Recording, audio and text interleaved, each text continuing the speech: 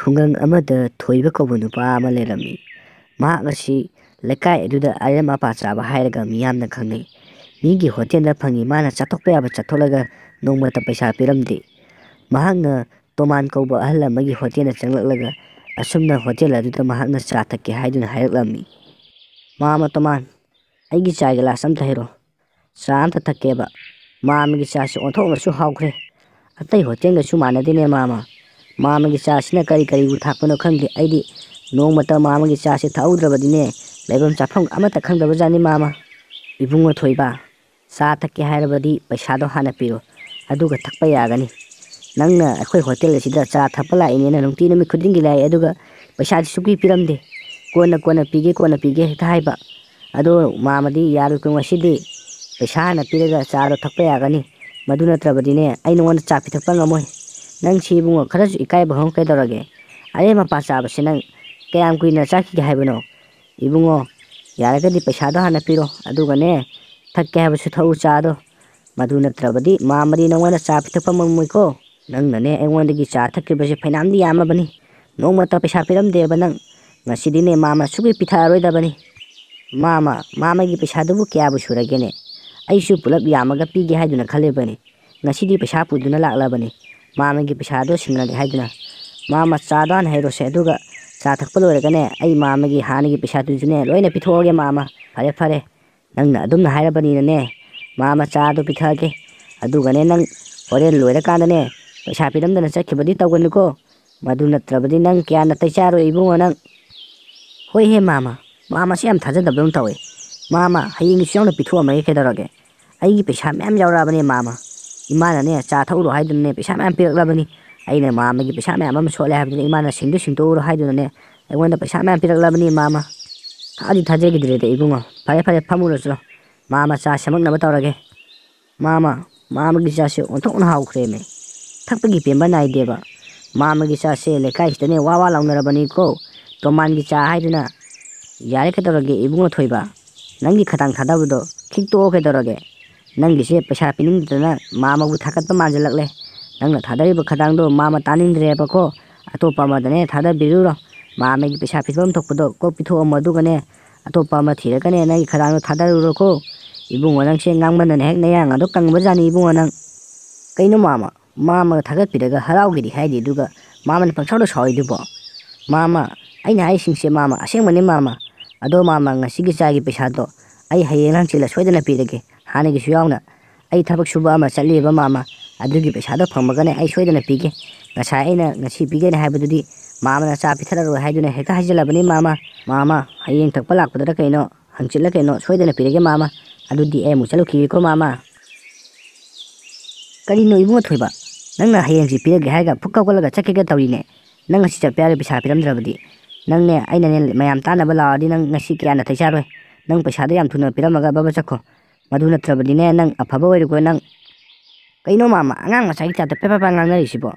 ꯑꯩꯕꯨ ꯑꯉꯥꯡ ꯃꯆꯥꯒꯤ ꯇꯥꯏꯞꯇ ꯃꯤꯅ ꯎꯈ꯭ꯔꯒ ꯐꯖꯗꯦꯅꯦ ꯃꯥꯝꯃ꯫ ꯑꯩꯅ ꯍꯥꯏꯔꯤꯉꯩꯁꯤꯗꯅꯦ ꯇꯨꯃꯤꯟꯅ ꯂꯩꯔꯣ ꯃꯥꯝꯃ, ꯑꯗꯨ ꯅꯠꯇ꯭ꯔꯕꯗꯤ ꯃꯥꯝꯃ ꯆꯩ ꯆꯥꯔꯛꯂꯅꯤ ꯃꯥꯝꯃ ꯅꯪ꯫ ꯀꯌꯥꯗ ꯃꯆꯣꯡ ꯃꯄꯥꯟ ꯅꯥꯏꯗ꯭ꯔꯤꯕ ꯑꯉꯥꯡꯅꯣ ꯌꯦꯡꯉꯨꯅꯦ꯫ ꯐꯩ, ꯅꯪ ꯉꯁꯤ ꯄꯩꯁꯥ ꯄꯤꯗꯅ ꯆꯠꯄ ꯉꯝꯕ꯭ꯔꯥ ꯌꯦꯡꯒꯦꯕ꯫ ꯑꯩ ꯍꯧꯖꯤꯛ ꯃꯌꯥꯝ ꯇꯥꯟꯅꯕ ꯂꯥꯎꯔꯒꯦꯕ꯫ ꯀꯅꯥ ꯂꯩꯕꯒꯦ? ꯍꯣꯇꯦꯜꯗꯒꯤ ꯄꯣꯠ ꯂꯥꯛꯑꯒ ꯆꯥꯔꯦ, ꯀꯅꯥ ꯂꯩꯕꯒꯦ? ꯃꯥꯝꯃꯁꯦ ꯑꯩꯅ ꯍꯥꯏꯕ ꯁꯛꯄꯗ ꯌꯥꯝꯅ ꯏꯟꯗ꯭ꯔꯦ, ꯂꯥꯎ ꯈꯣꯡꯗꯅꯒꯁꯨ ꯇꯧꯔꯤꯌꯦ꯫ ꯑꯗꯨ ꯑꯣꯏꯕ ꯇꯥꯔꯗꯤ ꯃꯥꯝꯃꯁꯦ ꯉꯁꯤ ꯇꯣꯠꯂꯝꯕ ꯇꯥꯔꯦ ꯃꯥꯝꯃ꯫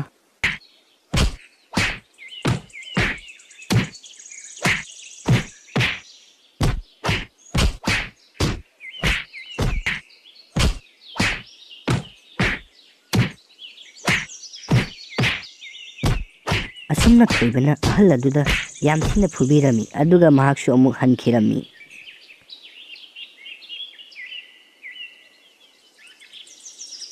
ꯀꯌꯥꯗ ꯐꯠꯇ꯭ꯔꯤꯕ ꯑꯉꯥꯡꯅꯣ ꯌꯦꯡꯉꯨꯅꯦ, ꯑꯩꯅ ꯄꯩꯁా ꯄꯤꯌꯨ ꯍꯥꯏꯔꯨꯕꯒꯤꯗꯃꯛꯇ ꯑꯩꯕꯨ ꯑꯁꯨꯛ ꯊꯤꯅ ꯐꯨꯕꯤꯔꯝꯃꯤꯕꯅꯤꯅꯦ꯫ ꯃꯁꯤꯒꯨꯝꯕ ꯑꯉꯥꯡꯁꯤꯅꯅꯦ ꯑꯩꯈꯣꯏ ꯃꯥꯂꯦꯝꯁꯤꯗ ꯂꯩꯗꯅꯅꯦ ꯃꯥꯂꯦꯝ ꯁꯤꯜꯂꯝꯅꯕꯅꯤ꯫ ꯃꯁꯤꯒꯨꯝꯕ ꯑꯉꯥꯡꯁꯤꯗꯤꯅꯦ ꯖꯨꯗꯔ ꯀꯩꯗꯅꯣ ꯊꯝꯒꯗꯕ ꯑꯉꯥꯡꯅꯤ꯫ ꯑꯁꯨꯝꯅ ꯔꯥꯖꯨ ꯑꯗꯨ ꯑꯁꯨꯝ ꯂꯥꯛꯄꯅ ꯂꯝꯕꯦꯟꯗ ꯄꯥꯅꯤꯄꯨꯔꯤ ꯌꯣꯟꯗꯨꯅ ꯂꯩꯔꯤꯕ ꯑꯉꯥꯡ ꯑꯃꯒꯤ ꯃꯅꯥꯛꯇ ꯃꯍꯥꯛ ꯑꯃꯨꯛ ꯆꯪꯂꯛꯂꯝꯃꯤ꯫ ꯏꯅꯥꯎ, ꯅꯪꯕꯨ ꯀꯗꯥꯏꯗꯒꯤꯅꯣꯅꯦ? ꯃꯐꯝ ꯑꯁꯤꯒꯤ ꯃꯤꯁꯨ ꯃꯥꯟꯗꯦ, ꯅꯣꯡꯃꯇ ꯎꯗꯦꯕ꯫ ꯅꯪꯒꯤ ꯄꯥꯅꯤꯄꯨꯔꯤꯁꯦ ꯅꯣꯡꯃꯇ ꯌꯣꯟꯕꯁꯨ ꯊꯦꯡꯅꯗꯦ, ꯉꯁꯤꯅ ꯑꯍꯥꯟꯕꯅꯤ ꯊꯦꯡꯅꯔꯤꯁꯦ꯫ ꯀꯗꯥꯏꯗꯒꯤꯅꯣ ꯅꯪꯕꯨ? Kaka, aisyu thanaba khunsidagine. Aisyu pani puri yonba kuidire kaka. Ngasi noni khakta ngairi. Kaka hogi khunsidaju ngasi naha mane la aise. Adu neba aisyu nangse nahangai udeba. Ado nangi pani puri se haubrenge. Plate amta piyo kaka plate amta chage ba. Hoi kaka ai samjarake. Aigi pani puri sidine kaka akhoi lakai degadi maming chaliponi kaka. Asumna thoibana angang adugi pani puri adushu mahana taptangi chathoga asumna mu hayaklamni. Now nangi pani puri si khwa amni kakadi asumna ga harogane haba thajatabani. Ado kaka haye mu chaba lage ko adudi ay mu chalukhige. Kaka gi pisa pidriye. Kaka gi pisa di lupa yang khai di tarabani ado lupa kuntra khak piro kaka ngasi nahan boy barina. Karai di pisa no chai chani angang nang mafam masida pani puri yonge habadine ayone ki lupa no be aroi. Aigi nutigi plate ahum mari pija gadabani. Madu natrabdi nang mafam masida pani puri yonbe aroi ko. Kaka lupa tara tu isu pibiramo. Aidi masidagi pani puri yolakpa paisa sina aigi laik tambada sijanaribane. Adunane aina pani puri yolipse kaka. Ima su paisa tanda ngamdre ima ga aigi gatani lairiba. Kaka yaraga di lupa tara tu isu pibiramo. Asamna thoiba adu angang aduna haijariba adu karimata nachungdana mahak chatkhiramni. Karamba minone masibo chaba ngai chathokpiri aduga paisa su piramdana chatkhiba aduga su hayengai laagadi plate amane pijagadabani gana nang hayeng lakta lau khangni nang amu hana chaba changpri yengeba nang.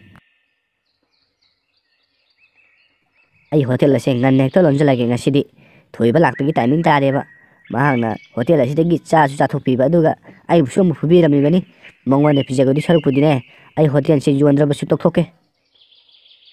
Asumna tomana hotel adu loisalaga chatke tawbada hotel adu ahla ama laklamni. Karina toman nang ngasi hotel asu amna nganna loisalami bisibo mama di chanda thakge haidon laklibani aduga nang di hotel loisalaramene. Mama ai ngasi di nganna loisalabani aina ne cha pithakningdaba anga ama khaklai madu lakne khambadane ai hotel ase nganna loisalabani. Nong mata pasa piram banate do mana hotel asidagi cha thaktoga aduga su ngarang su ai bu mu phubirami bani do madugi angang do yana phatta bangani mama ai mongona ne pijaga do sarukudine ai hotel ase phamdrab su tokthoke mama aduna ne aina mala tinga sida hotel saliba se mama. Karamba angang no ne migi hotel da chathoga pasa pi di hai bangang do madu angang do phura phagadabani ne aduga nongonda su mu phubirami ba madugi angang do kyanna tai charamoi. Mama madugi nang do mama mapa daga se thasi ga sinairam dong mandeda mama mapa na kaisu warak pangamamoi madugi ngang do yamna phatta bangang ni mama. Kana gi masano ne kari maming kaugi bungo amukta hayu mama khangburi engeba. Mama mapa di khangjadebo maming di thoiba kawbani aisu khulasida inau nang no hongakpanina mi masaksu kya thoina khangna dedo mamoi khaktani do khara khangna debo hotel na cha thakpa lakpanina he thoibo oire madugi angang do mama mapa na ngang sakpaga amata tadabani mama gi maming budi thoibi kawbani ai mama do horen hairege ko mama su thabak am chakadabo lai aduna mama mu chalukhige. Hoi mama na khara haibiyo mama mapa da mama na khulasigi ahal haibido oirabanina ado mama su thengkre haidai mama punna chamina khrasilo. Tomana hotel loisalaga chakhraba matung ngahak laibaga thoiba adu amu laklamni hotel aduda. Kaino ngasidi mam tomanse hotel amta hangamdi sibo aina ngarang khara phudagibduda ma hanggo kangkhatana ga chatpa ngamdra bazaro adu natragana ai lakane haidina hotel asingana lonjanga bazaro phare ma hangdrabanina pani puri umba angang do magi manakre salaga pani puri oina sarukhige. Asumna tomana lakpa matamda lambigi mataida pani puri yonduna laiba angang adu thengnarami aduga mahangna angang aduda asumna harami ibungo nangbu karai diginone nangi pani puri se no mudal pa kya mu shutke babung yamna sipana tida no magi lupa chani chahum de dum setle ado nangbu angang su yamna oiri nangdi skun ka gi di haide pani puri yonduna lairaba nangbu larika mata tamdrabo babung ai laik tamniye aigi imado thabak suba nomba amata ngamdre makhong tekpadagi aduna aina no magi pani puri yonba sina imung su puri bani aduga aigi laik tambade su sijanari bani babung maduni dana nupa macha habese adumna tawgadabani lai su tamgadabani aduga sen su tangadabani ado nang machigi simpham ase tawri haiduna laik tamdabadi tawganuko lai su tamgadabani hajung matamdane laik tamhudaba habese kaidonungda chanarodabani ko Hoi pabung, ado pabung su aigi panipuri se. Amutang di taste tawbiyo. Paisa gi natiko pabung. Pabung da aina ipamang ni khalaga pijaning dana tawbani pabung. Hoi ichana pijaning abani ne pabung ama khak chage. Plate ama chabadi ngamaroi. Pabung su tan chasalakpagi phuk pik thangkale. Ado nangi sidadi khulla sigi lemja chabanu pado laktabra. Migi pochai chatholaga paisa pini khangdabado. Pabung na aise masamga khoiba bet mamanu pado natro. Lai pabung ngarang su aigi da chathoga paisa pinamna chakibani ne. Hoi mani masak to bet yamna man bani madugi nupado kaidonungda mana charabadine paisa amata piroidabani lemcha chaba pamani khulla sidane lemcha chaba haina khangnari bani madugi angangdo yamna fattabani asumna makoi anina wari sanaringe tanja aduda thoiba su changlaklamni aduga thoibana angang aduda asumna amu hairlamni inau aigi panipuri plate amta semu madugi handuga wari sanaido tanbu tandro mana nongwanda fattaba pau kayama injalamgani ne madugi hando yamna fattaba hani tanbu tandro nangna maga wari sanaido adugi sokpudi aigi panipuri plate amta semu hoi kaka semjarake asumna thoibana chariba panipuri aduda angang aduna u morok mahi mayam hapsalami aduga khong hamtanaba guli adusu hapsalami madudagi thoiba adu morok sabana ngawramni mahakti morok sarabasu hotel phamba ahal adu laibaduda mahakti ikaidana morok sadaba saduna mahakti panipuri adu adum charamni madudagi thoiba adu khama ngamdabadagi ma karim ta haram da makai kanna chen khiramni kariyone hojiki lemja chabdo ngabu ngawro bajaro karim ta haram da makai mana hotana chen gibudugo pabung ngawa nate aina u morok mahiga khong hamdana ba goli aduga panipuri adu da hapsan bani madudagi ni mana ngawdana chen gibuda pabung mane aigi mafam asida amuhanna panipuri chabaga khiradabani pabung ngasi no nini ma makhong hamdaduna adum leiradabani ichadi wakhanbu onthokna leina kok sanakreda maduni bungo adumaina khara tawgadabani masi lemja chamandana ne noma natraga nomadi mayamna phubada sidoramni ma adumna khara tawgadabni phai hayengdi pabungna mu pabunggi chada hapaga tawga tare ma ai hotel na masu kyang kuina cha thakpa lakpa ngambage hebdo yengba tare ado ibungo aisu thengkre aisu yum hanaba tawrage pabung su thabak sakadabo mayam ama lehaweba hoi pabung su chapiro nacha su ngate jon jauki ge pabung